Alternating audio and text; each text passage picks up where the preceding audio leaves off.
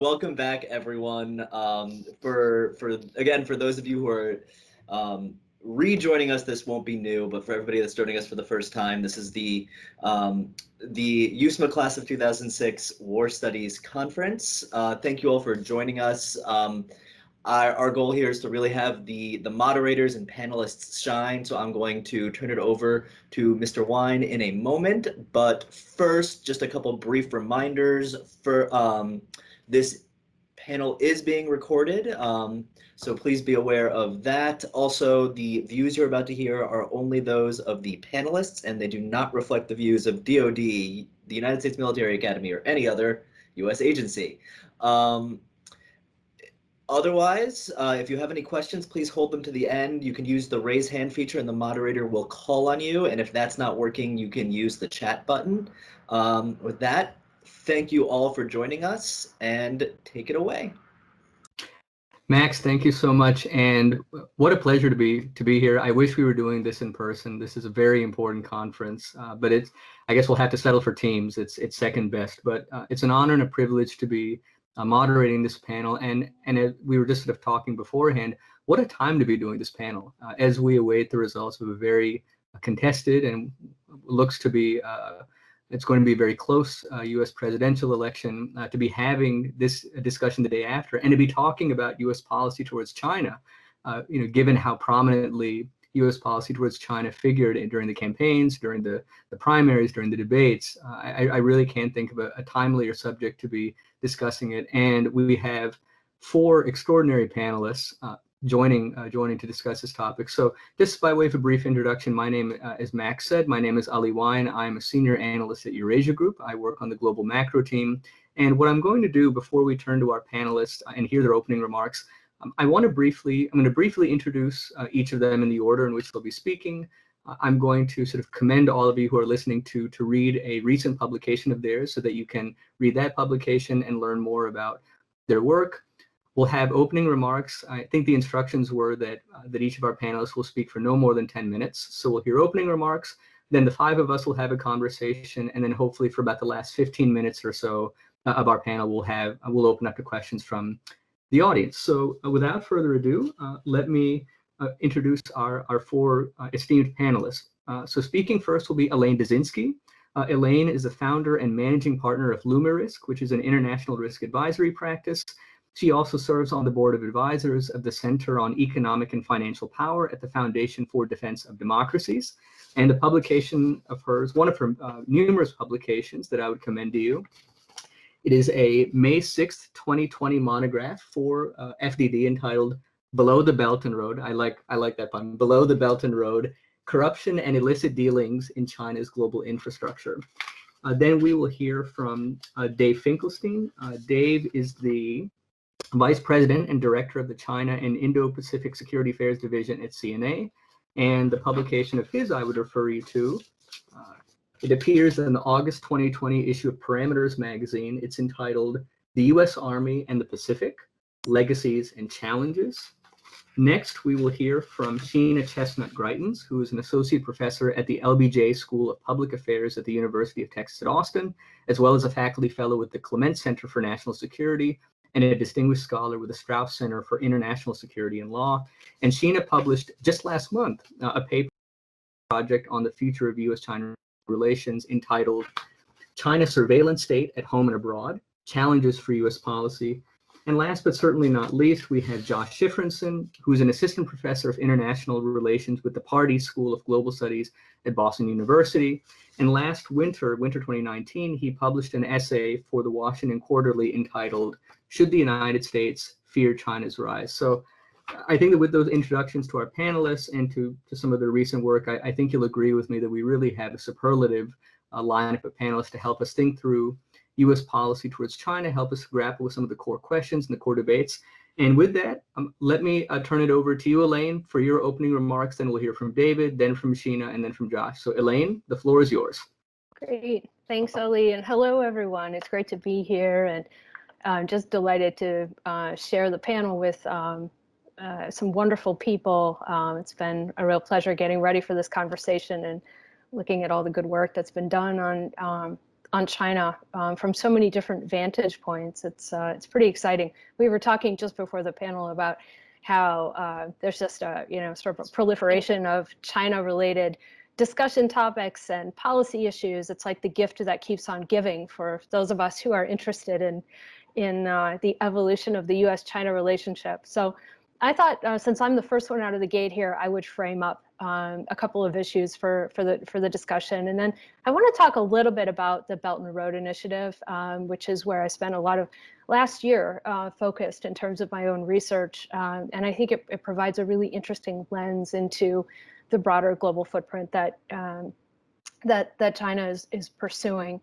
But first, let's start with a little bit of framing. The question about whether we've entered a new era of U.S.-China relations, I think, is a good place to start. And I think the answer to that unequivocally is yes, we are absolutely in a new era. And it's one that is characterized by some pretty unique tensions and competition. And I think you've probably heard this phrase of strategic competition in readings and discussions in the news and in policy debates. And yes, we really are in a strategic competition with China, and it reflects a deeply intertwined relationship between the U.S. and China, and the evolution of engagement over the last 4 to 5 decades. And I want to talk about why we are where we are and why these tensions, I think, are here to stay, and why I think the U.S.-China relationship will probably dominate the foreign policy conversation for the next decade, probably longer. But first, let me say that COVID has absolutely laid bare the challenge, the dependencies that the U.S. has in the U.S.-China relationship. I want to share with you an interesting op-ed that appeared on Xinhua, one of the official Chinese internet sites, about many issues, including the U.S. And I'm quoting now on Xinhua. It said, "If China prohibits the export of masks to the United States will fall into a mask shortage. To continue, the United States also imports most of its pharmaceuticals. So if China bans exports, the United States would sink into the hell of a novel coronavirus epidemic." So this was a public discussion in the early days of Corona. And I think it makes clear that we are talking about a strategic competition that crosses even into the domain of pandemic response. So what's at stake in this emerging competition? Well, it's about economic security, it's about global governance norms, it's about ideology, and it's also about military security. It's a complicated framework. And I want to talk a little bit about what the new weapons in the strategic competition look like, because we're not talking about a traditional set of military strategies and tools. That's certainly part of the game, but the new weapons, as I would define them, are capital, trade deals, intellectual property, global standards, infrastructure investments, technology, rare earths. So to sum up, the rules, the investments, and the resources that define the global environment. And what we can see is a really aggressive push on the part of China to really dominate around certain types of industries, technologies, standards development, engagement in multilateral organizations to push forward Chinese interests, and the use of their own and sometimes new institutions to work around existing multilateral institutions. So for anyone who was under the impression that 5 decades of engagement, Chinese engagement in the global trading system and the multilateral system would somehow result in democratic reform on the part of the CCP, the Chinese Communist Party, one would have been mistaken to think that. So China has benefited greatly from the Western-led rules and norms and systems by which it has prospered, over modern history. But at the same time, they're now working aggressively to bend those norms, to move them in different directions, and to create new institutions. So again, it's a very complicated dynamic, and the challenge is that we're coming to this game in bits and pieces in the US, and China has transformed itself, has moved itself out of developing or emerging economy status into something that's much closer to global superpower. And we've been slow to really understand that and to understand how it has used its connectivity into our supply chains, into our systems, has strategically used the theft of billions and billions of dollars of intellectual property to create a sticky system where it's very, very difficult for us to respond. So with that as a bit of a framing, I'll just talk a little bit about the Belt and Road Initiative. I came into a deep dive around the Belt and Road in 2019, and I was most interested in the aspect of corruption as a strategic weapon. I was asking the question, why are we seeing so much fresh corruption in the context of global infrastructure development through Chinese engagement? What is this about? Is this an extension of the corruption challenges that we've seen in the development world, in the infrastructure world for many years, or is it something different? And what I came to understand, and with growing alarm, is that actually corruption is really baked into the game when it comes to how China is extending its global footprint. And again, the best way to look at that, the lens to use is the Belt and Road Initiative, which is a massive investment planned, up to $1 trillion in investments across the globe to push out Chinese technology through bilateral engagements, to use domestic capacity on infrastructure and steel production and the like, and to forge new political ties, particularly with the developing South. And they've done this in a very short time period. The Belt and Road Initiative was launched in 2013. They've moved very, very aggressively around strategic corridors, land corridors, maritime corridors. Their work extends into Latin America. It extends into the Arctic. They're looking at space implications for the Belt and Road Initiative, kid you not, and the much publicized digital Silk Road, which includes the use of technologies and has led to some real concerns about the rise of digital authoritarianism through a global infrastructure project. So there's a lot to unpack there, and I'm not going to do it now. But what I want to say is that the way that this global footprint through the Belt and Road Initiative has extended into more than 100 countries, including Europe and various countries in Europe, and as I mentioned, Latin America and many parts of Africa. It's created pathways for new forms of political and economic extraction. Political extraction in the form of the quid pro quo. So we'll give you lots of money to develop infrastructure in your country. But in return, we're looking for adherence to our positions within the UN, around Taiwan, around Hong Kong. And we may be looking for specific deals around resources, rare earths, assets within the country if you're unable to make good on paying back our investment. So there's been a lot of talk about this notion of debt trap diplomacy. I wouldn't go as far as to say that it's systematized. It's a systematized response, but it's fair to say that China really isn't concerned about how quickly they're getting paid back for these massive infrastructure investments.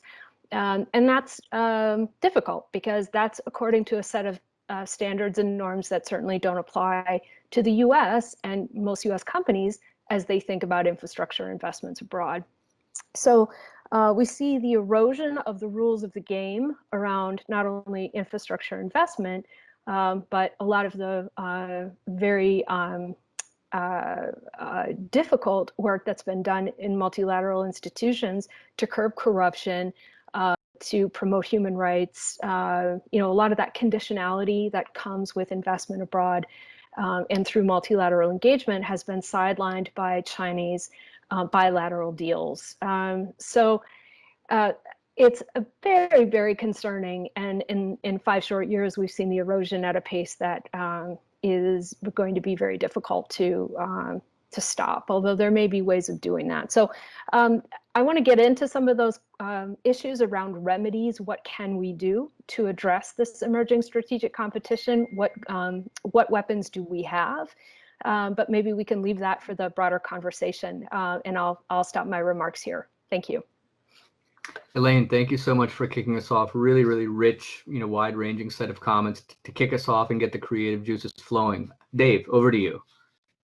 Okay, well, thanks for those terrific opening comments, Elaine, and thanks for the opportunity to be here with such distinguished colleagues.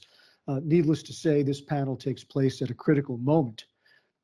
Not since normalization in 1979 has the US-China relationship been so fraught and its future held so much in question. This is a relationship that is currently struggling to deal with and manage mounting tensions across multiple issue sets. And it's today a relationship whose competitive dimensions overshadow by far its cooperative possibilities. And very worrisome for me, it's a relationship in which both sides are adding ideological elements to a long list of specific policy disagreements. The stakes couldn't be higher. Now, since we are at the Modern War Institute at my alma mater, USME, I'll touch on some military dimensions in just a moment. But before doing so, I would want to strongly underscore that it would be a mistake to define this competition solely in terms of its military dimensions. Rather, US PRC rivalry is taking place on several fronts, on multiple fronts, on the diplomatic front, for technological innovation, in trade and foreign investment, in the battle for the narrative that goes on every day in the media, and for leadership in international fora. The list goes on and on. But ultimately, what's at stake here is which institutions, what types of processes, and especially what norms and values will most greatly influence the international order going forward. And just to make things more sporting, this competition is taking place against the context, as Elaine mentioned, of two economies that are still deeply intertwined during a period of hyper-globalization. So, while the military dimensions of this competition is not its defining element, there is nevertheless a significant military dimension, and it has at least 5 key attributes that I'll quickly go through. First, geostrategically, military competition is the most intense in the Indo-Pacific region. This is where long-standing US military predominance is now intersecting with the PRC's expanding reach offshore and its increasing capabilities. And both sides acknowledge this is the one theater in which the possibility of conflict, a kinetic engagement, or an unintended military incident is very real. Second, in the Indo-Pacific, military competition is fundamentally a contest between two competing operational visions. On the one hand, the US seeks to ensure that America's military will continue to be able to deploy, move, and strike over great distances, largely uncontested, in defense of our allies and our vital interests in the region. On the other hand, China's vision is to ensure that no potentially hostile military, especially that of the US, can operate with impunity in the vicinity of the PRC, and that no regional military can engage the PLA without confronting great risk. Third, the military competition in the Indo-Pacific has a significant strategic dimension because both militaries are being employed as one means among many by their governments to shape the region to achieve larger political and economic and security objectives. Up to the present, the belief by third countries in the uncontested capabilities of the US military, along with the reliability of US political and security guarantees, along with economic investment, have served as the pillars of the post-World War II regional order. We cannot allow any of these pillars to be called into question. Fourth, beyond the Indo-Pacific, there is a nascent global dimension to the military competition. but it is less operational than political military. It's predominantly about securing access, shaping regional perceptions, and building partnerships. But as Chinese capabilities increase in the future, this too could also change. Fifth and finally, the US-China military competition has an innovation component. Both militaries are using the other as the pacing threat for their defense modernization programs. And this not only includes technological innovation for weapons and systems, but also doctrinal innovation. So given the preceding, what are some of the key things the US can or should do? Let me offer three. And while all three will sound like blazing flashes of the obvious, sometimes even the obvious is difficult to achieve.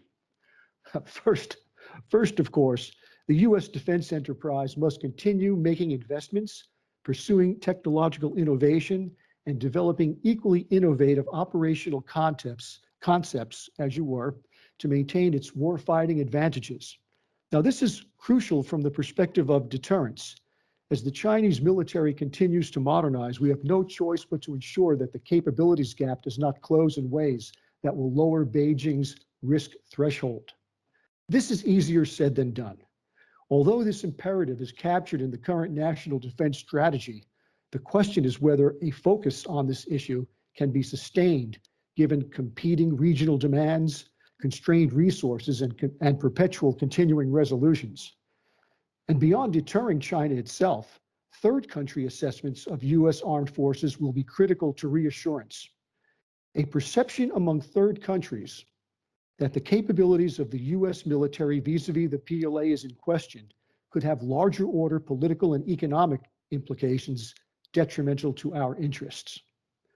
Second, another blazing flash of the obvious, if you will, we need to continually remind ourselves that alliances and partnerships are vital to our ability and the ability of other countries to deal effectively with an economically strong, militarily capable, and assertive China. Beijing prefers to deal bilaterally, whether in negotiations or in its acts of intimidation. So one of the best ways to get China's attention is through coalitions of nations that will band together and deal with China's issues as a group. And it goes without saying that our alliances and partnerships in the Indo-Pacific are critical to the ability of the US armed forces to operate forward.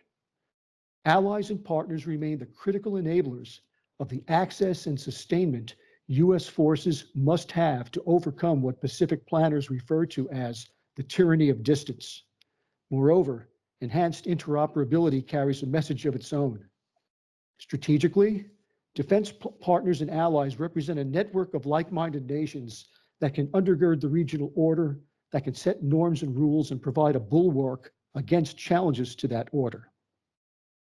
Now then, even among allies and partners, we will sometimes find that our friends will see their national interests with China differently than we do. Consequently, alliance and partnership management is going to require a lot of attention, patience, and a lot of diplomatic finesse. At bottom, we're going to have to demonstrate that we are as interested in being good partners for our allies and friends as we are in them being good partners for us.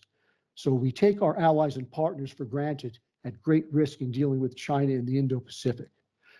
And third and finally, I think there is a domestic component to this competition that really does not get enough discussion. The US-China dynamic is going to be a long-term strategic competition that's going to demand sustained attention on the part of the United States, our government, and our society. And this is going to be a challenge because as a government and society, we have not had to play a long game in many decades. And historically, we Americans just don't like long games, and our political system is not set up for them. It is unquestionable that at times we're going to have to confront China and push back, as we are at the moment on multiple fronts. But confronting is not the same as competing. Competing means that the US brings something to the table, a value-added proposition that distinguishes us from the PRC. And this is where the examples of our institutions, governance, and yes, our values and ideals even if imperfectly achieved, can make a huge difference if we can be true to them. The US still has immense soft power vis-a-vis China, and we squander it at our own peril. We're going to need to compete by making ourselves a better and smarter America at home. For example, by investing in the education of our people, by building an economy for the 21st century, and investing in basic research and innovation in ways that we did many, many decades ago. I actually started out as a physics guy when I was a kid in school, because when we were in the Cold War with the Soviets, and I'm probably a lot older than some of you, we were going to beat them with STEM, with science and technology. We have to have that mindset again. I mean, do we really want the PRC to be the source of funding for our own American innovators through programs like the 1,000 Talents program? I think not. So just to close, I think that prevailing in long-term strategic competition with China below the threshold of war is going to require more than just maintaining American military prowess, although that will be a fundamental that must be met. Among other things, it's going to demand an economically strong, technologically innovative, and socially cohesive America at home. It will demand a respected America abroad whose values resonate, and an America that embraces its traditional leadership role in the international system. Thanks.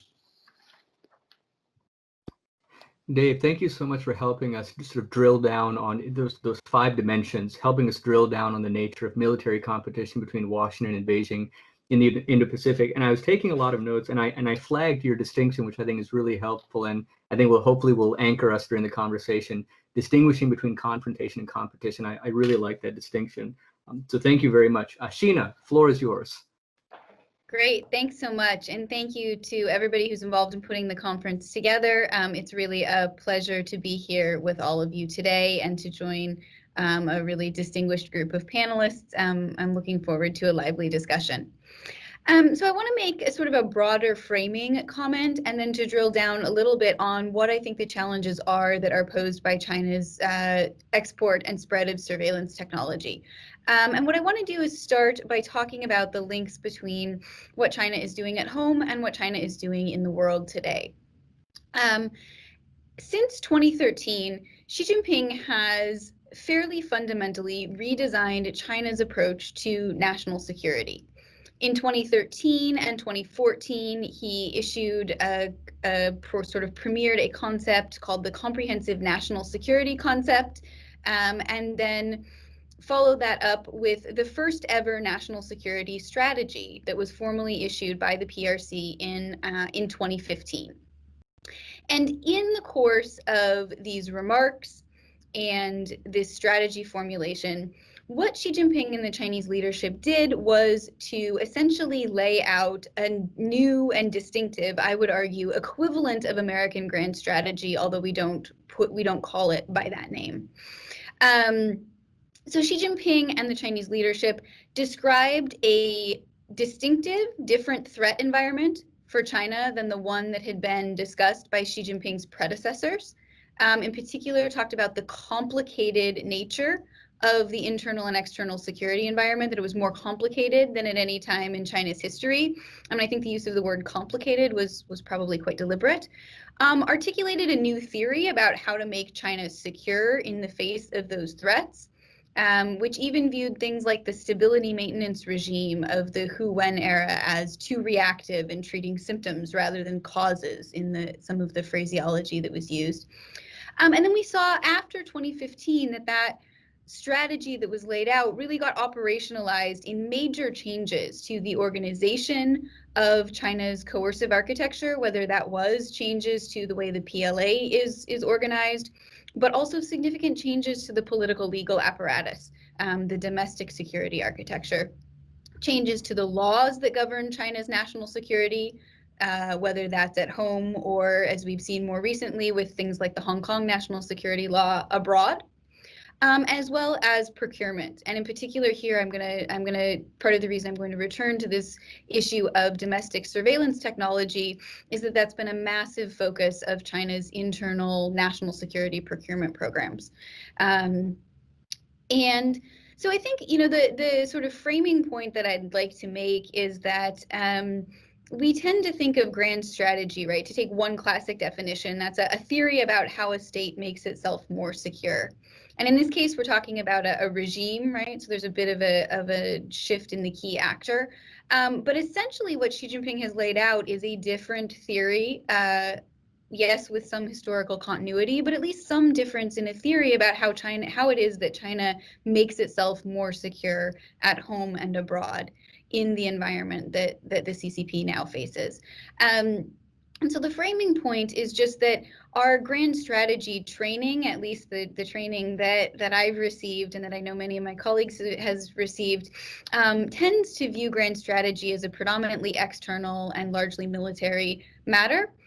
And I think that we need to think about how we talk about strategy and national security for a competitor or an adversary that defines national security as much internal as it is external.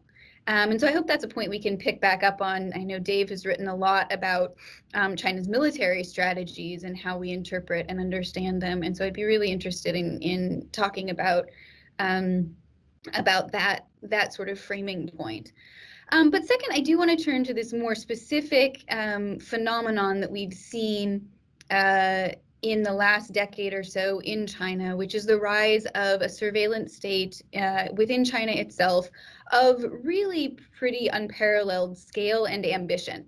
And I use the word ambition because some of what China advertises is still more aspirational than it is reality. And I think that's an important point because these capabilities exist and are advertised for deterrent purposes. And so we need to be careful that we don't overstate either their omniscience or their omnipotence.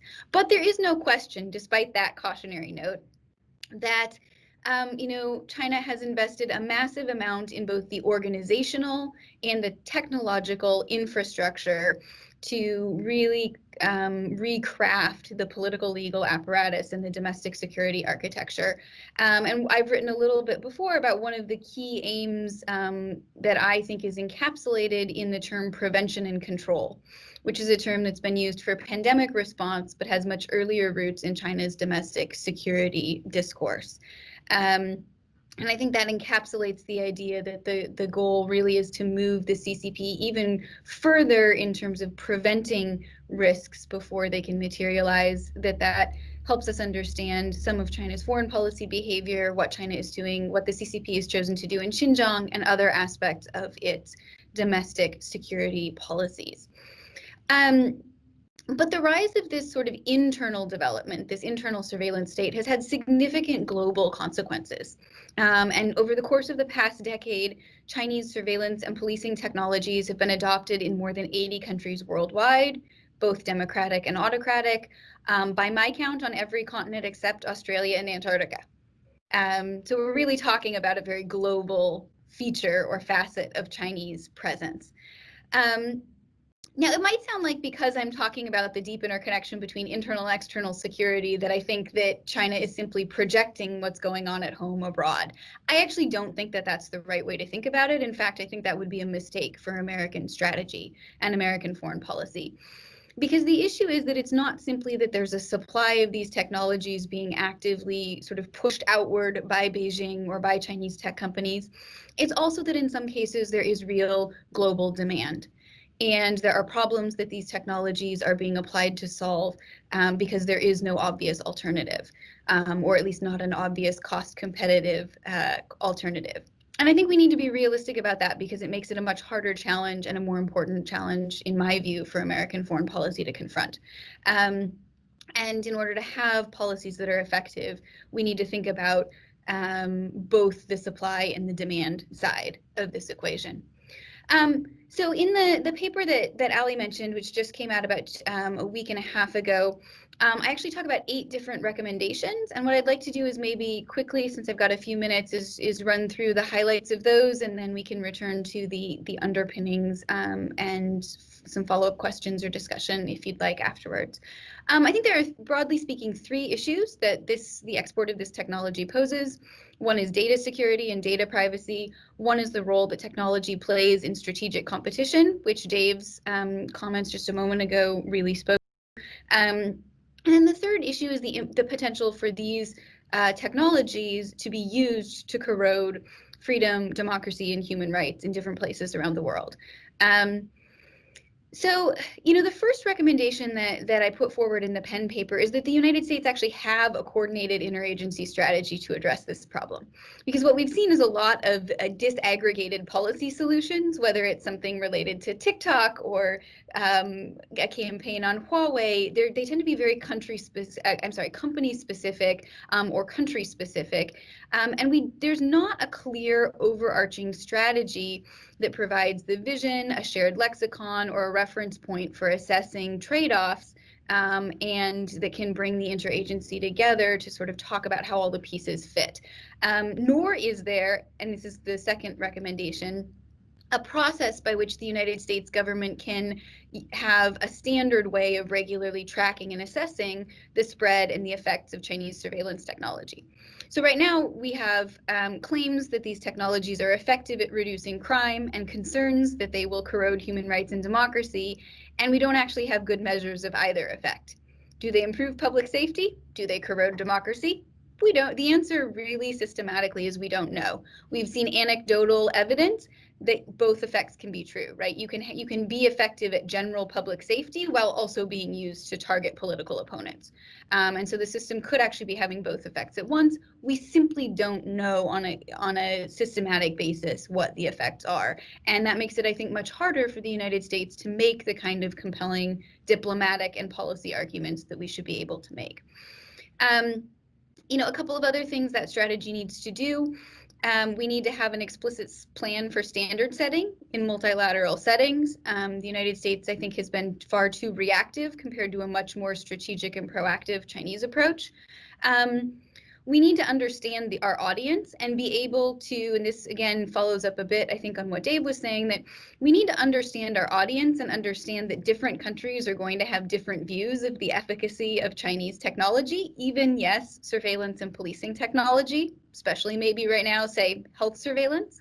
And we're going to have to figure out how to differentiate our messaging to speak to the individual officials while also crafting coalitions. That is really hard to do, but it's critically important that the United States do it. I think we also need to understand that often the officials adopting this technology are subnational officials, and China's really practiced at subnational diplomacy. And how to talk to mayors and governors who are often on different electoral timetables with different incentives and different knowledge base than the foreign policy interlocutors that the State Department has, at least as its first line of contact. And we need to figure out how to be able to communicate with the people who are actually making these decisions, and then again to articulate and address the governance challenges that Chinese surveillance technology is being brought in to address, such as violent crime. Final couple of recommendations are that the U.S. needs to, in addition to encouraging de-adoption of Chinese technology in the data set that I've constructed, complete de-adoption is relatively rare. And so the United States needs to think about if there's a case where de-adoption of technology is impractical or infeasible, even just temporarily, how do we work with partners to create technical and legal safeguards to promote data security, data privacy, and also try to prevent the use of these technologies from corroding democracy? We've seen in the response to COVID from our allies in Taiwan and South Korea that surveillance technologies can be carefully employed for the public good without a strong corrosive effect that undermines democracy. And I think we should think hard about a multilateral strategy that provides that second layer of democracy protection. And then at home, I really agree with Dave's recommendation. So the second to last recommendation that I had in this paper was that the United States does need to think hard about how to develop and maintain its own edge in innovation and technology. I agree with Dave that sounds almost facile or stating the obvious, but it's so important. And it's not clear that we're getting it right just yet.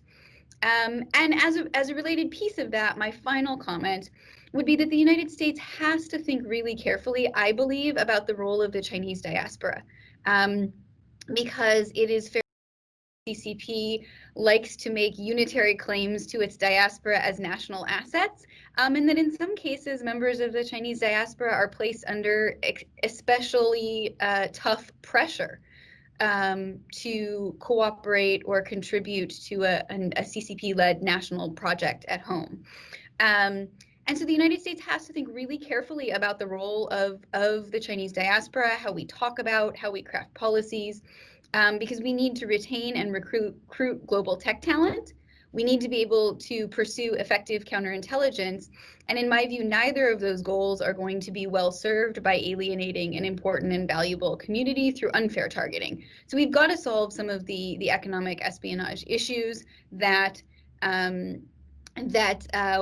that were discussed a few moments ago about, Belton Road and the sort of the strategic challenge that China presents on intellectual property. But at the same time, alienating an entire diaspora community is actually, I think, going to make it harder to pursue that challenge and come up with effective ways to stop it. And so I think, we've just begun to really think carefully and systematically about that challenge. So just to second and augment what Dave said a moment ago, I really think it's important that the United States think about all three of those different facets of its policies and the role of a valued diaspora community in the U.S. And I'll stop there. Thanks. Sheena, thank you so much for reminding us of these inextricable linkages between the internal and external dimensions of Chinese grand strategy, and then using surveillance technology as this really rich case study for illuminating those two inextricably linked dimensions. So thank you so much for that case study. Last word, certainly last but not least, but Josh, take us home and then we'll have a conversation. Great, thank you all. Thank you, Ali, and thank you to my co-panelists. Thank you to Max for having me in. I want to begin with a confession, which is to say I don't study China. So, my presence on this panel is by dint of heretical thinking and the fact that I study U.S. strategy for a living. But having said that, I want to back up and maybe offer some framing remarks about the U.S. side of the U.S.-Chinese competition, because there's been a lot of conversation in the panel thus far. There's a lot of conversation in the policy over this new era of great power competition. The phrase new era of great power competition somehow makes it sound, makes this nascent US-Chinese imbroglio somehow scary or dramatic. But I want to try to take some of the air out of that balloon on two levels. First of all, I want to note that great power competition is not abnormal. It is the default setting of international politics. In fact, we in the United States have been spoiled in our history to somehow think that great power competition is not the default setting. This is because for much of US history, the US was far removed from the European conflicts and the Asian conflicts of the 19th and 20th centuries. And then, of course, our major experience of this was the Cold War, which ended in a resounding American victory. And now we've had about 30 years of US as the sole hegemon, the sole superpower in the world, excuse me. So when we speak about US-Chinese competition, we should keep in mind this is not actually unique in world history. And to echo points that Dave and Sheena raised, this is going to be a long-standing issue, right? It's not going to be like the Cold War necessarily, where there's a start and stop to it. This is a default setting of world politics. The US will have to adapt to living in this environment, perhaps indefinitely. So new era of great power competition, we can just call it the return to normalcy in world politics. The second point I want to raise as a framing device is that the US has actually not been slow in waging this competition. And I think here I may disagree with some of my co-panelists. In fact, almost as soon as the Cold War ended, the US adopted a policy of trying to prevent great power competition from reemerging. But that also, and in doing so, it adopted a grand strategy, some called primacy, some called it unipolar maintenance, liberal hegemony, whatever term of art you wanted. This grand strategy called for the United States to block the rise, the reemergence of peer or near-peer competitors, which had major implications for the PRC. And in fact, we now know, thanks to quite a bit of archival research by some scholars, that the US focused early on so-called dissuasion of China's rise by building up militarily in East Asia from soon after the Cold War in order to make very stark to the PRC leadership over the cost China would bear if it deigned to challenge, if it dared to challenge American leadership in global affairs. Now, of course, it wasn't just coercive. As other people point out, we also attempted to integrate China into the liberal international order, to give it a stake in the status quo. And also, one infers, to also have levers, tools to pull on should China begin to encouch on the US position. But the bottom line is that the US was thinking about China as a potential peer competitor from early on in its own unipolar dominance, its period of unipolarity. So it's not quite right to say that the US wasn't thinking about great power competition. It was indeed thinking about great power competition. The problem is, and this is where I think we might want to think about US strategy going forward, these efforts massively failed. And they failed on the terms that proponents themselves utilized. First of all, we know that military dissuasion did not work. We have seen China's rise. And likewise, economic integration facilitated China's emergence as a near peer competitor, as a technological giant, as an economic giant in many ways.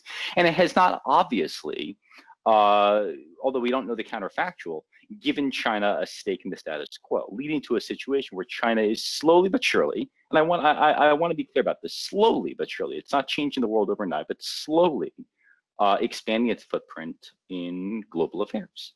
All of which raises this question of what is the United States to do going forward?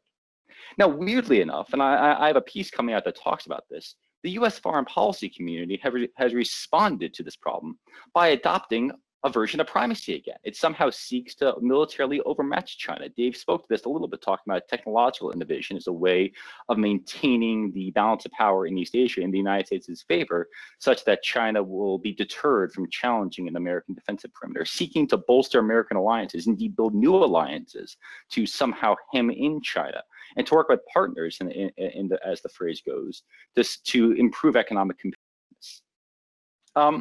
These are understandable reactions, but I actually think that the failure of primacy in the first instance suggests that these efforts are not likely to work. They're likely to instead antagonize China, to reinforce this nascent US-Chinese competition, reinforce the drivers of this competition. And as importantly, they're also divorced from what I think a cold-hearted assessment of US national interests recommends. US national interests when it comes to Asia today are real but limited, right? They involve maintaining American access economically primarily, and to a lesser extent, and to a related extent, preventing a Eurasian, in this case, an Asian hegemon from emerging that could one day challenge the United States abroad. Ideological drivers are there, but as Sheena just pointed out, the ideological element is more about China playing defense than seeking to export its own ideology around the world in a proactive way. It's trying to play defense by engaging a little bit of offensive action. And Jessica Chen Weiss has written on this quite elegantly. Now, given that military overmatch has failed and that indeed has contributed to a rise in tensions, given the somewhat limited US interest in the arena, given the failure of economic integration to solve this panoply of issues, what is the United States to do? Well, I think we should talk about this more in Q&A, and I'll be brief here. But in general, I think we need to recognize that given the limited US interest, the US needs to define a limited strategy appropriate for the contingency. And taking on more alliances, deepening US engagement in the region unto itself is not a solution. It just creates military commitments that need to be defended and potentially escalates tensions with China in both crises and peacetime scenarios. Instead, the US needs to find ways of working with China, and here I'll echo Dave and Sheena on this score, not simply because engagement is good, that would be foolish, but because the more economically independent and diplomatically untethered China is, the less the US has the ability to influence and hold at risk things that China values. Engagement, properly defined, can be used as a way to have cards to play when the situation merits. By the same token, because the US has asymmetrically disadvantageous interest in East Asia, given distance and given the fact that the US is a large continental-sized economy that has lots of trade with Europe, the US is never going to be able to play deterrence with China on a one-to-one basis. Instead, it really devolves the United States to try to push more of the burden onto valuable US partners, geopolitically valuable US partners, who can take more of the burden and either become impediments to a Chinese attempt to establish regional hegemony, or more directly play a meaningful role in somehow containing and contesting China's expansion more broadly across the region. I think the states that are broadly speaking in the nascent Quad, India, Australia, Japan in particular, are states to turn to. However, many longstanding American allies may not be defensible. And I think a cold-hearted assessment of US strategy in this new era where the US has a near-peer competitor really calls into question the existing alliance network and in turn, foundations of the so-called liberal international order as it applies to Asia. So I say all this not out of joy or out of a sense of resignation, but because I think the US-Chinese competition is going to be a long-standing feature of world politics. It is going to involve sustained investments at home and abroad. And the US needs to recognize that it can't fire off all its ammunition in the first place, just as the US also needs to find ways of scaling the conflict to the stakes and interests at hand. And with that, I'll turn the floor over back to you. Josh, thank you so much. And I think that for taking us through, what are America's interests in the Asia Pacific? How do we head off sort of this devolution into sort of indefinite, competition, salvaging some baseline of cooperative dynamics. So, we have about 10 minutes until we want to open it up to the audience for questions. So I'll ask sort of one kind of framing question, and then maybe I'll ask the question, I'll turn to sort of each of you in the order in which you spoke, and then once we get to about 3:30, then we'll go to audience questions. So for folks who are listening, start thinking about questions that you might want to ask, use the sort of the raise hand function, and once we get to 3:30, I'll get to as many questions as I can in our last 15 minutes.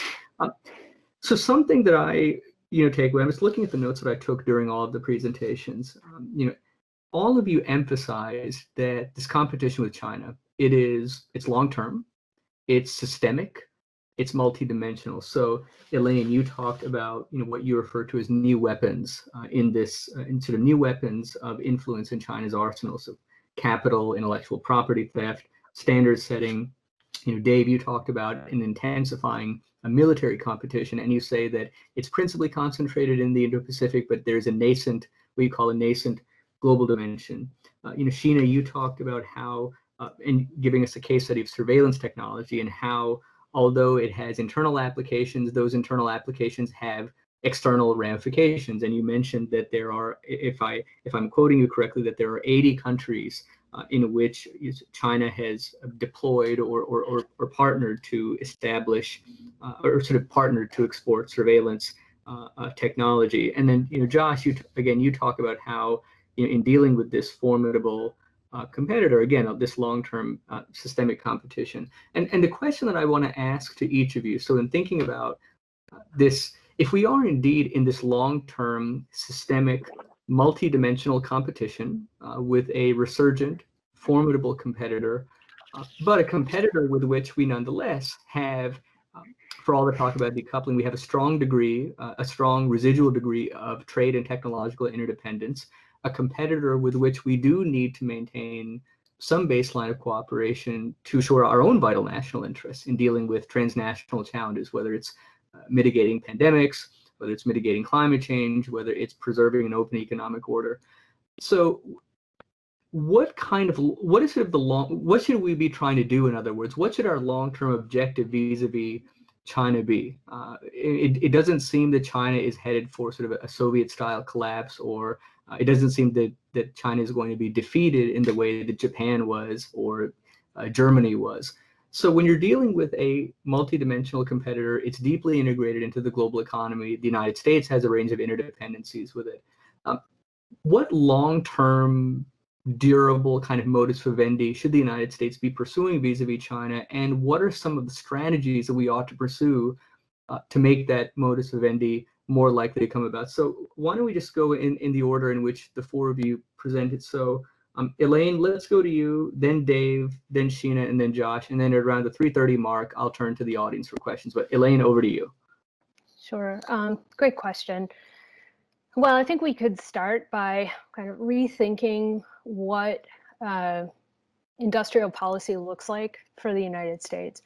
One of the reasons why I feel we're way behind in the game here of understanding the threat of China and how to respond to it is because we really haven't been able to focus on a comprehensive long-term strategy that looks at economic implications, political implications, military implications in a broad framework. We've never really seen a strategic competition like this, even if that is kind of the norm of international relations. This is new for us.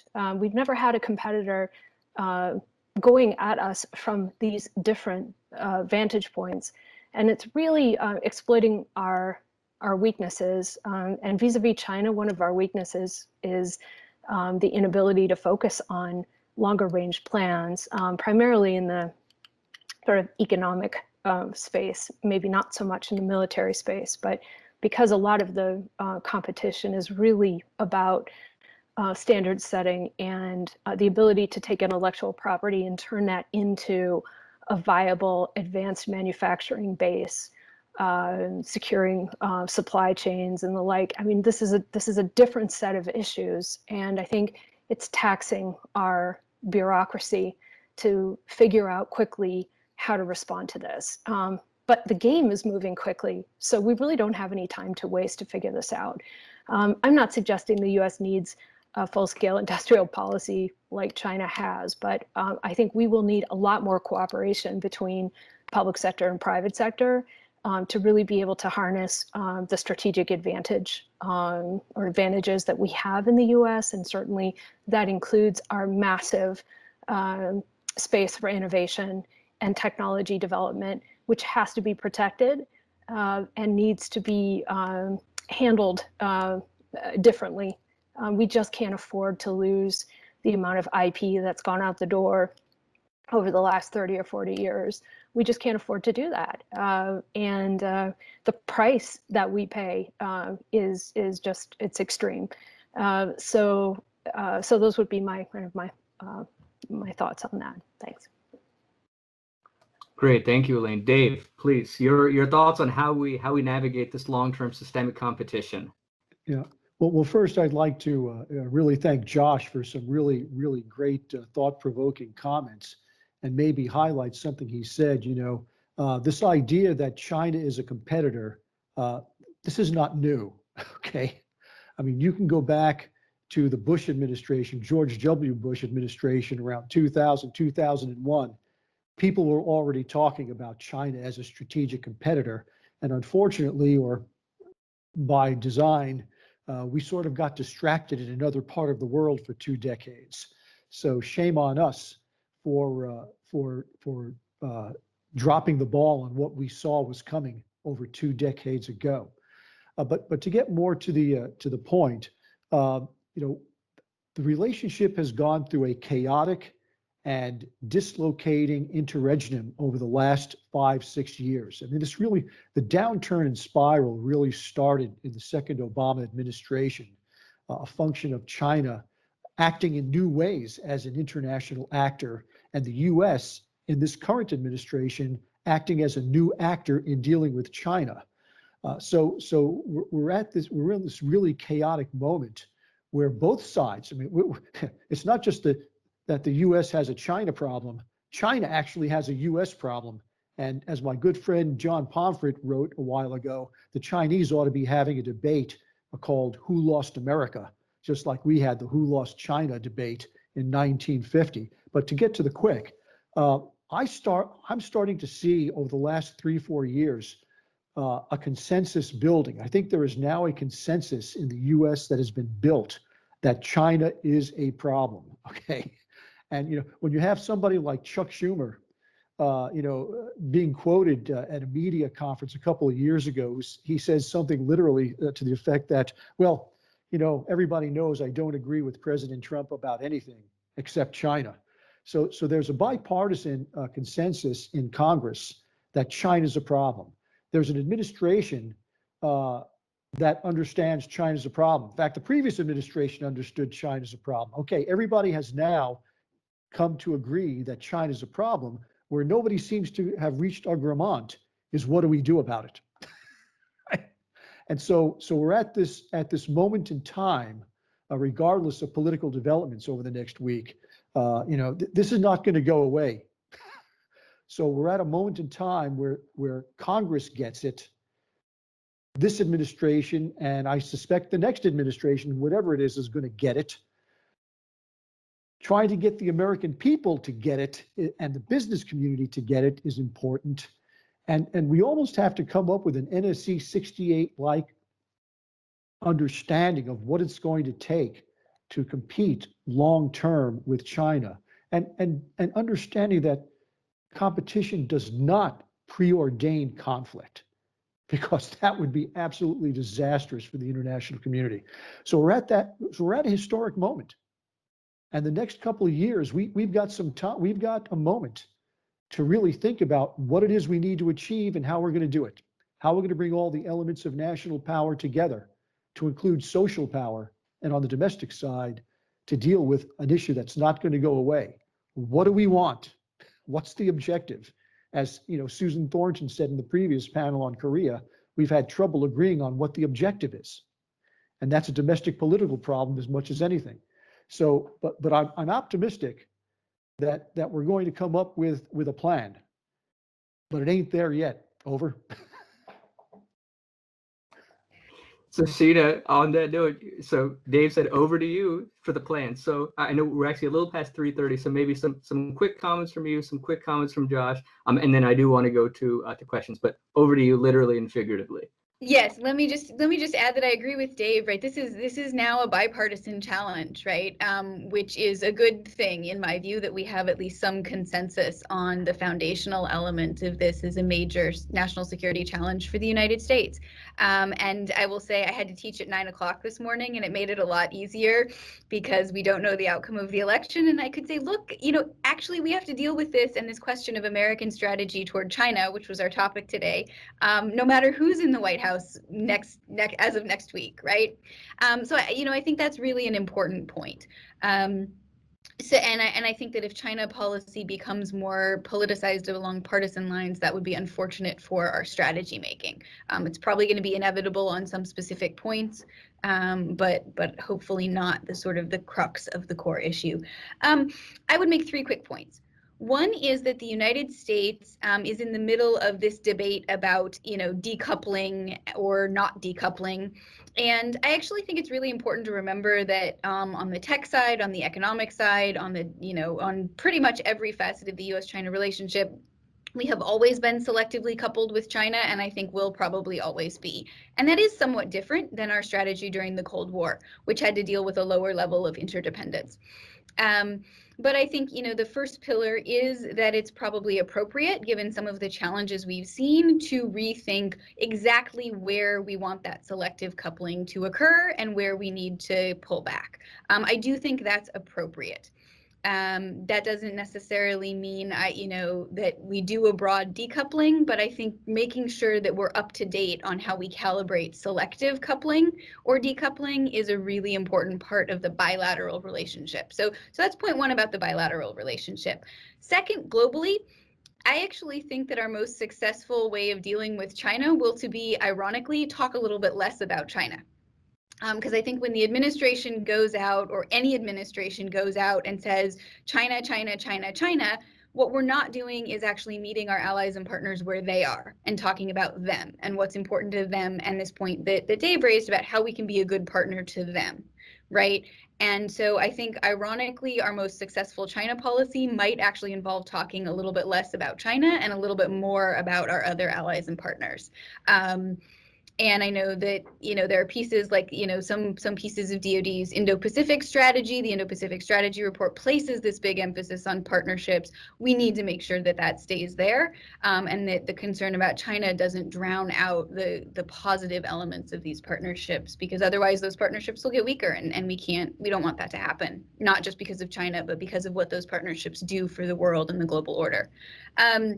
And then the third piece is something that I won't go over the details of again, but we've got to figure out what this means for us at home and how we change policy at home, how we deal with economics, how we deal with the challenge that we're seeing in higher ed, where I sit, how we think about economics and technological innovation and keeping an innovative and growing economy, So I guess I see it as this issue of there's a bilateral piece, there's a global piece, and there's the piece that's about domestic policy.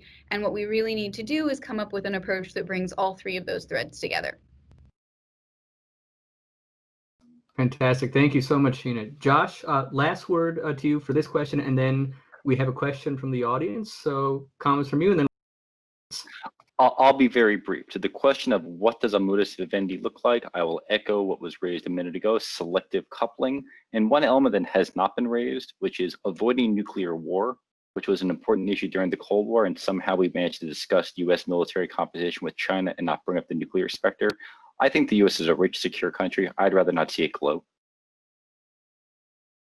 That's all I got. That's as good a point to end on as any, and I think that we can all agree that avoiding nuclear war is imperative. So we've got 10 minutes left. Audience. So I see a question from BG Taylor. So if you would, let me see, if you can go ahead and unmute yourself, great. And floor is yours. Okay, real quick. One, really appreciate this. So I command the 5th Security Force Assistance Brigade, which has just been stood up to solve many of the challenges or to address. Nobody pretends we could solve any of this. But my question is to Dave Finkelstein. So we are literally sitting on a map board right now, deciding where we're going to put our teams across the Pacific. And our intent is to employ small teams to build partnerships and alliances throughout the Indo-Pacific to create strategic dilemmas in large part for China. And that's what the organization was created to do. What we're struggling with, and this is where I need your advice. You talked about how important those alliances and partnerships are. What's the measure of effectiveness?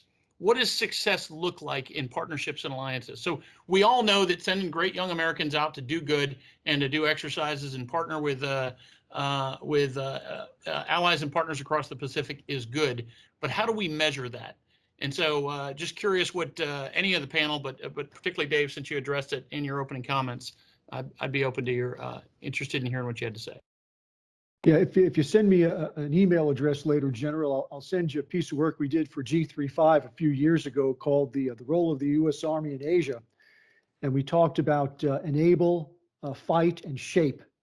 And I think the security assistance brigades have a really important phase 0, if that's what we're calling it anymore, role in building assurance and building access, building the goodwill that will allow our diplomats, our military diplomats and our civilian diplomats to go in and get the access that we need when we need it.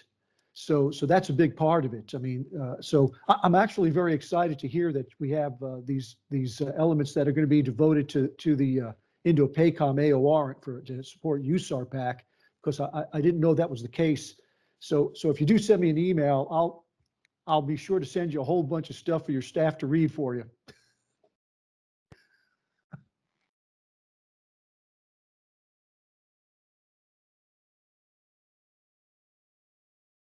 Absolutely, will do.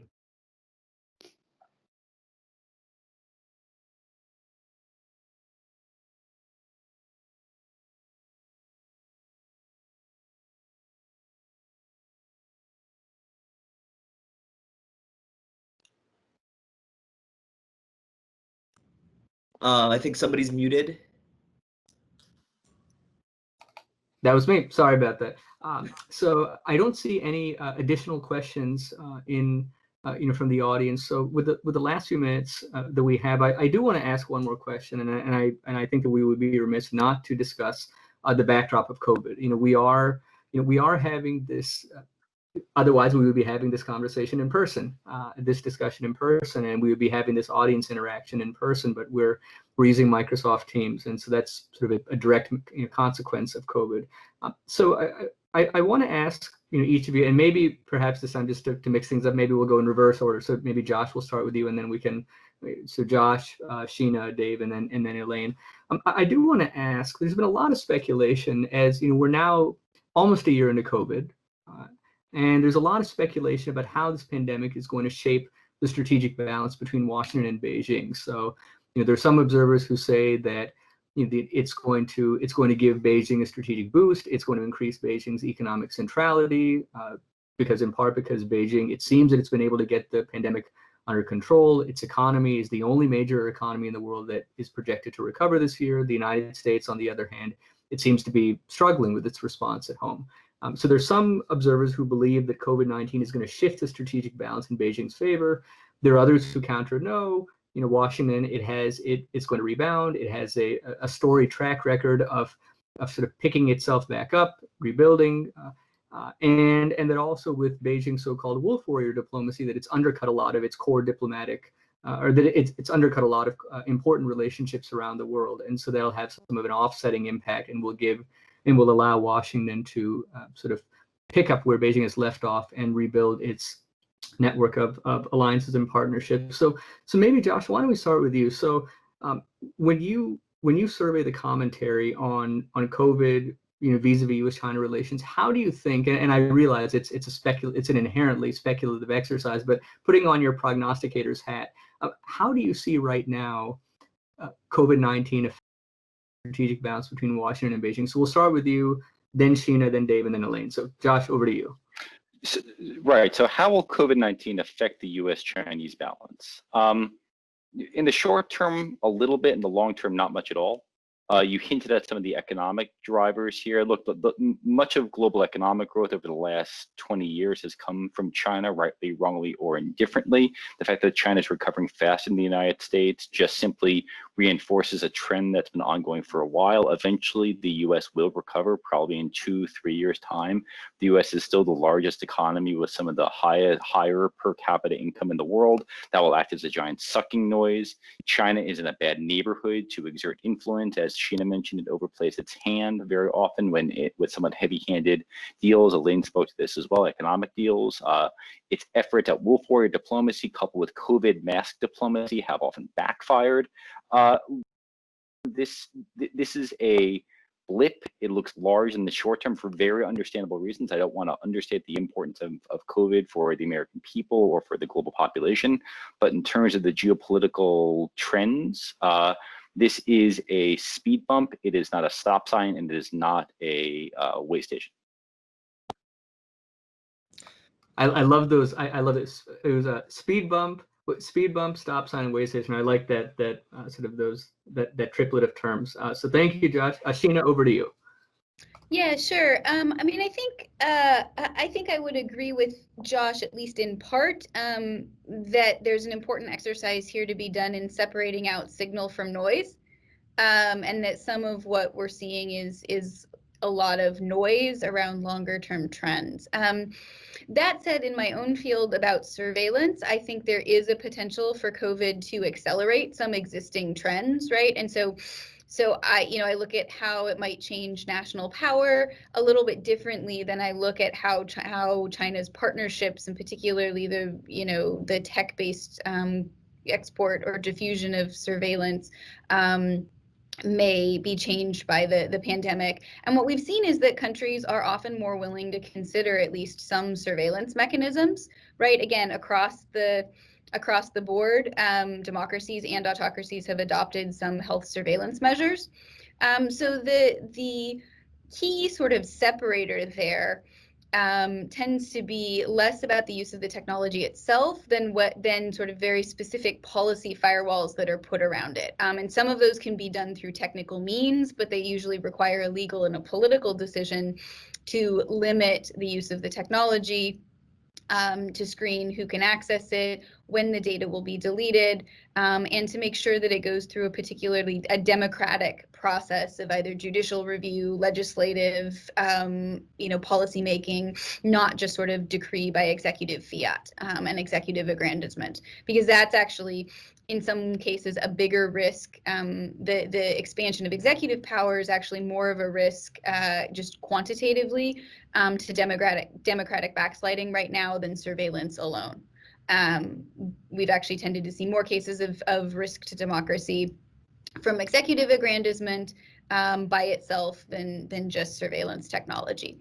So I think that the issue here is that absent a leadership role for the United States and an attempt to put out pro-democracy norms, we know that models tend to spread in the international system sort of along power lines. And so the more a country is a great power, the more countries will look to it, potentially copy it, whether or not that great power is trying to actively export a model or not, right? That there can still be diffusion and emulation effects And so it's not required that China's trying to export it. In the case of China, they pretty clearly are in some cases offering facets of their COVID model as an example to other countries. But even if they aren't pushing it hard or their efforts aren't super successful, you can still see emulation and diffusion effects in the international system simply by virtue of how big and important they are. And so my main concern at this point would be that if the United States isn't actively promoting a pro-democratic or a democracy-compatible alternative, there's no sort of great power counterweight to the potential for spread from China. So I think that makes the U.S. role really important. And that's a case where U.S. policy choices could matter an awful lot in the short to medium term. Thank you, Sheena. So we are at 3:45, so maybe a lightning round. So Dave, maybe 30 seconds, and then Elaine 30 seconds, and then we'll wrap up.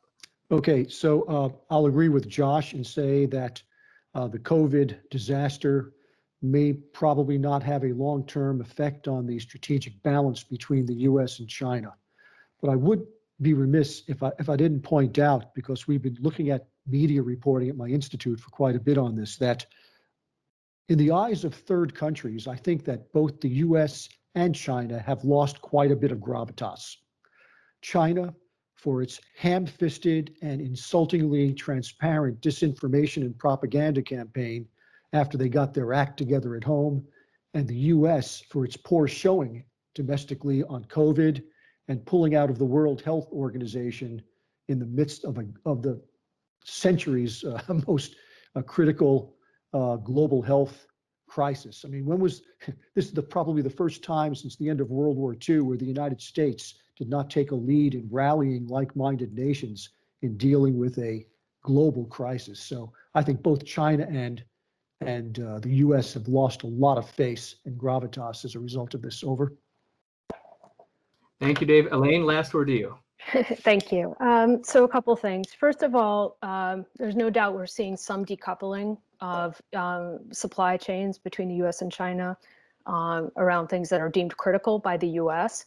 So there is a bit of that movement around decoupling, but at the same time, we're seeing something else. And this is really, really important to understand. Early in the COVID recovery, China decided to allow US financial institutions to enter the marketplace in a way that they have been resisting for more than 20 years. This has resulted in a huge opportunity for US financial institutions, and there's going to be a big movement of capital as a result. Why do I mention this? Because at the same time that we're decoupling, we're getting closer and closer and more intertwined into the financial systems of China. So we have two things going on at once, and the Chinese have been extremely clever about allowing that market access to fuel their own recovery at a point that is, very strategically important for them. And then I would echo Dave's comment about third countries, and I do feel that there is lasting impact from the COVID narrative coming from China. There's a huge disinformation campaign going on, particularly in Africa, and we will feel the effects of that for a long, long time. So let me just close the 10 seconds. Elaine, Dave, Sheena, and Josh, thank you for just an extraordinarily rich, thought-provoking, stimulating panel. I took tons and tons and tons of notes, but 5 or 6 pages of notes. I learned a ton. It was really an honor and a privilege to learn and engage with you. I hope we continue this conversation next time, hopefully in person. But thank you again so much. This is really an honor, a privilege, and a treat. And Max, I think now I should hand it over to you. Fantastic. Thank you so much.